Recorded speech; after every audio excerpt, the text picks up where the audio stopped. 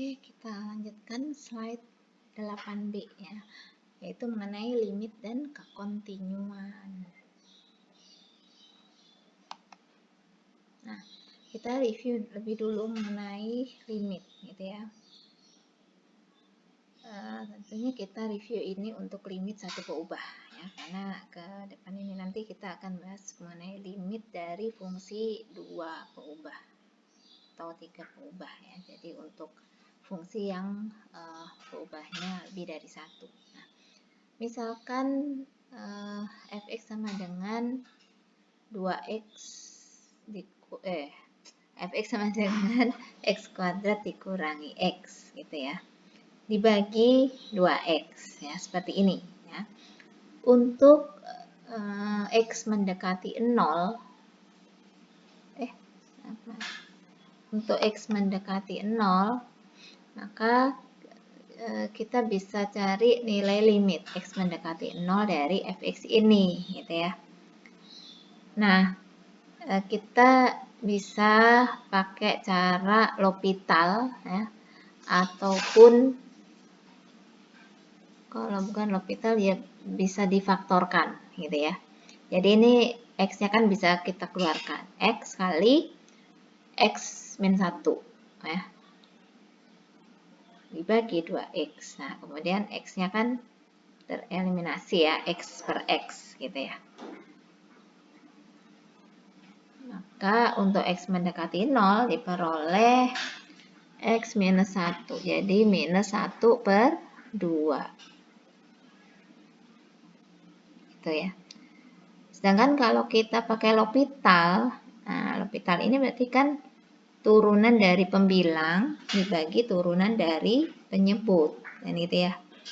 Nah, jadi turunannya x kuadrat minus x adalah 2x minus 1 dibagi 2 gitu. Kalau x mendekati 0, nah berarti 2x minus 1 ya berarti minus 1 per 2, jadi minus setengah. Nah, ini konsep limit fungsi satu peubah. Nah, jadi kalau misalkan gini limit x mendekati a dari fx sama dengan L, nah ini maksudnya kan jika x mendekati a tapi tidak sama dengan a gitu ya, tapi hanya dekat aja, maka si fx ini akan dekat dengan L gitu ya. Atau misalkan fx dapat dibuat sedekat mungkin ke L dengan membuat x cukup dekat a tetapi tidak sama dengan a. Nah, jadi hanya di sekitaran x sama dengan a, jadi sekitaran a aja gitu.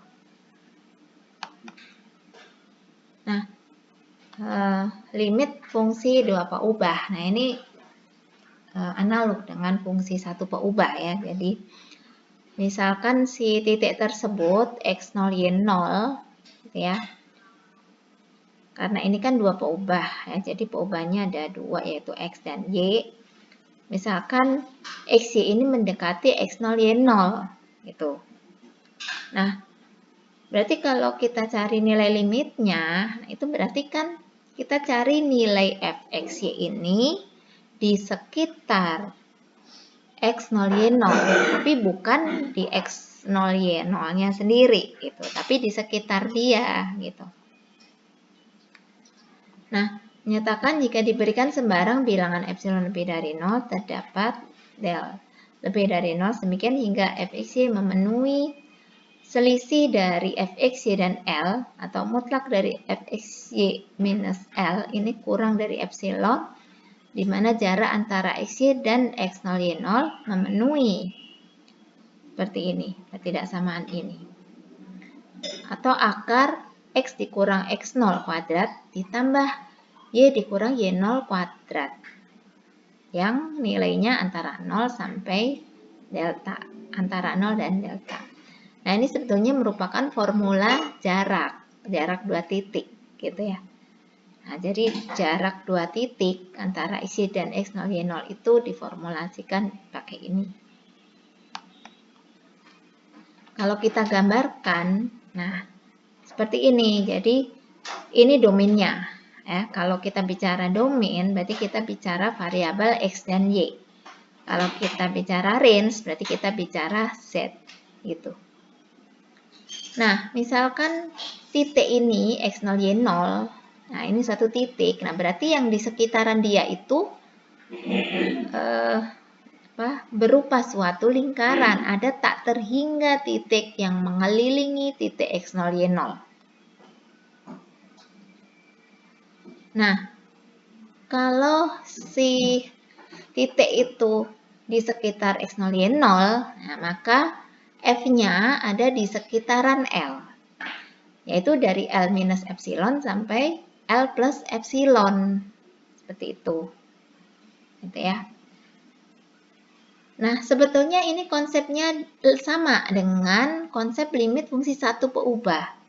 Kita review limit fungsi satu peubah ya. Kalau limit fungsi satu peubah, nah itu kan ada limit sepihak, ada limit kiri, limit kanan.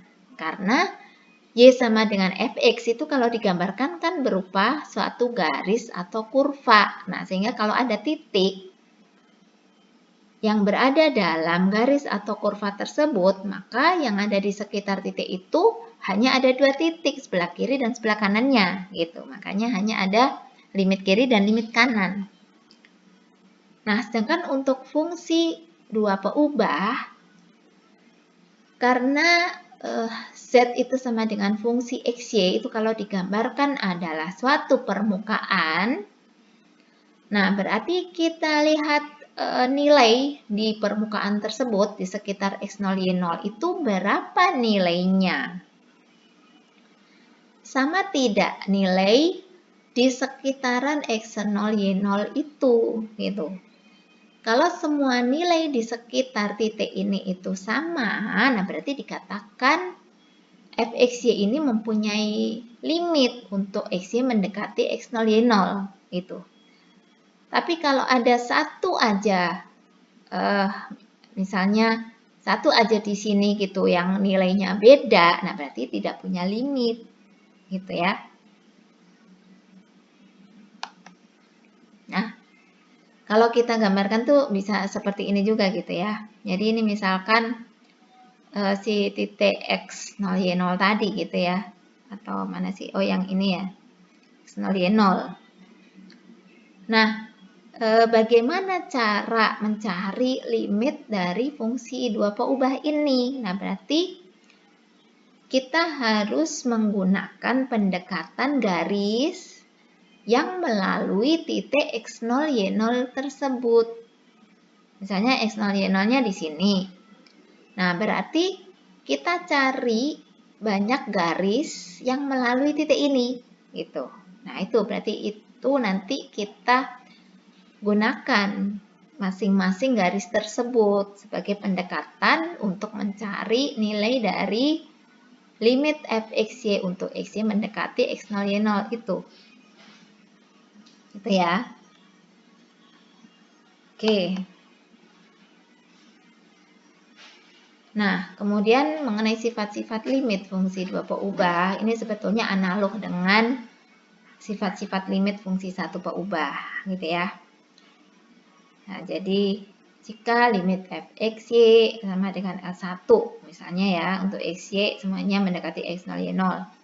Dan limit Gxy untuk Xy mendekati X0, Y0 ini sama dengan L2, gitu ya. Maka limit C kali Fxy, nah C ini kan konstanta, maka konstantanya ini bisa keluar dari limitnya.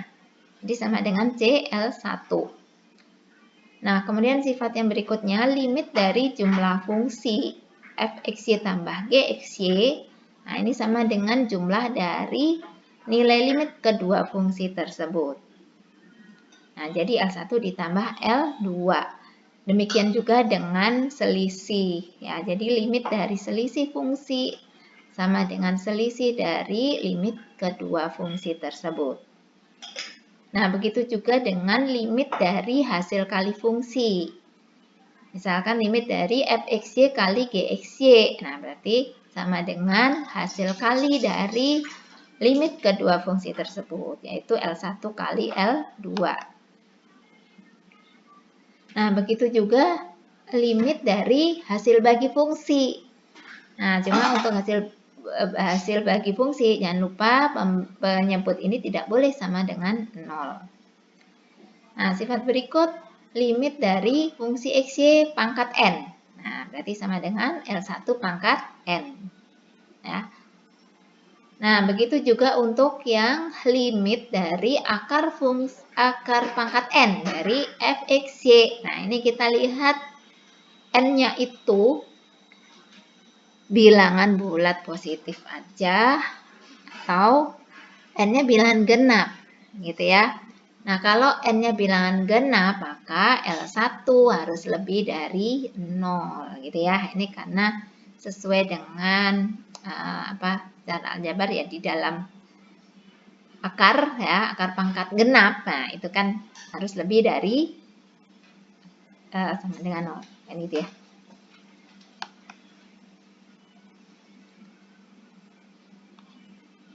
Oke, kemudian kita bahas contohnya.